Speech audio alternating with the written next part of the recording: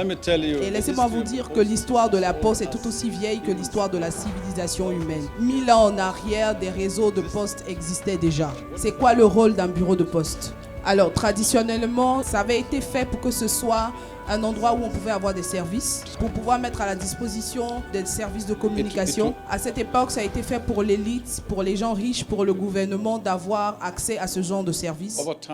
Et maintenant, avec le temps, quand les sociétés se sont agrandies, c'est devenu maintenant un service accessible à tout le monde dans la société.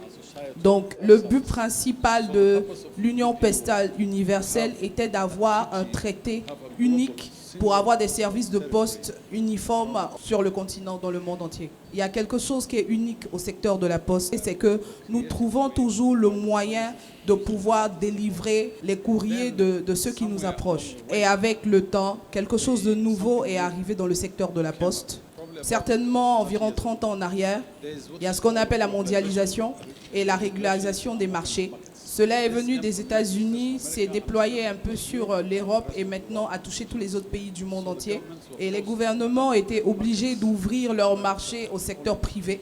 Et ceci a changé un peu le cadre du bureau de poste. Et je peux dire que maintenant, les ministères et les gouvernements sont désormais un grand soutien pour le secteur de la poste en Afrique. Le seul conseil que je leur donnerai, c'est que faut qu'ils se concentrent sur le digital, qu'ils fassent du e-commerce. C'est ça l'avenir. La lettre traditionnelle est en train de disparaître. Plus personne n'écrit de lettres désormais. Donc, la part de marché de tout ce qui est envoi de e-mail et autres est en train de monter.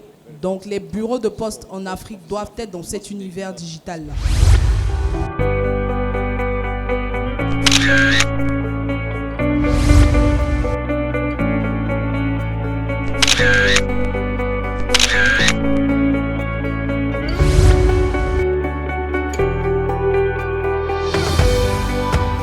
Il y a une très grande coopération entre DHL et les services postaux. Surtout en Afrique, la Poste collabore beaucoup avec DHL.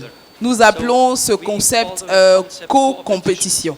Et j'explique toujours que la poste allemande se tient sur 4 piliers. Donc si un pilier est assez important malgré la crise, le toit tiendra toujours.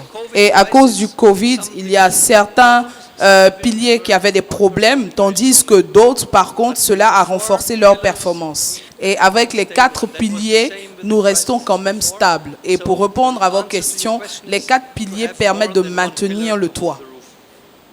Donc nous sommes une entreprise cotée en bourse, donc tout ce qui est bénéfice doit partir aux actionnaires. Et la plus grande partie des profits que nous faisons, nous devons l'investir dans notre réseau.